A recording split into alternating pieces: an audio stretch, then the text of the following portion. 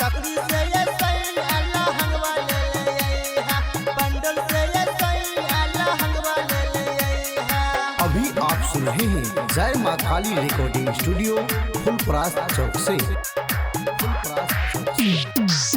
हते सबेरे सैया पंडोली जई है हते सबेरे सैया पंडोली जई है दै छौ हनिया सौतन साड़ी जोरा दलिया लहंगवा ले ले आई है सकरी से ये सैया लहंगवा ले ले आई है पंडोल से ये सैया लहंगवा ले ले आई है लहंगवा ले ले आई है लहंगवा ले ले आई है लहंगवा ले ले आई है सकरी से ये सैया लहंगवा ले ले आई है पंडोल से ये सैया लहंगवा ले ले आई है।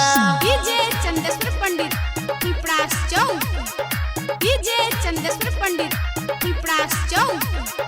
सकरी से ये सैया लहंगवा ले ले आई है पंडोल से ये सैया लहंगवा ले ले आई है। लाली होठ लाली सैया तू न भूलई है जाके बरहमपुर में सैया टिकुली तुली है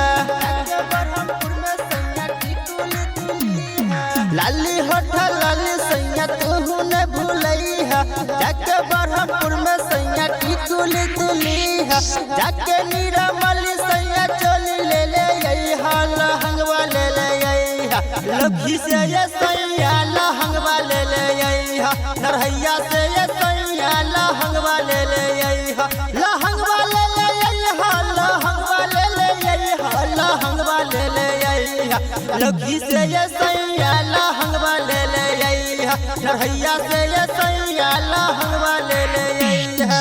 डीजे चंदेश्वर पंडित पिपरास चौक डीजे चंदेश्वर पंडित पिपरास चौक।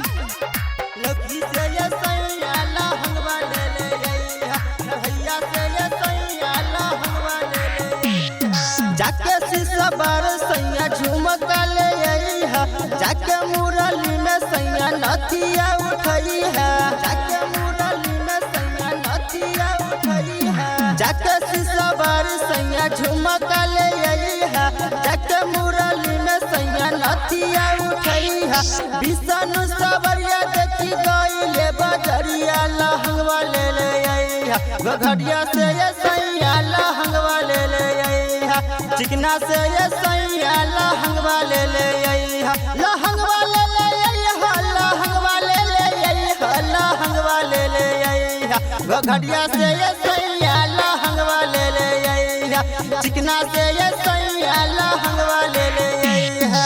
जय माँ काली रिकॉर्डिंग स्टूडियो फुलपरास चौक से। 91 13 90 67 65।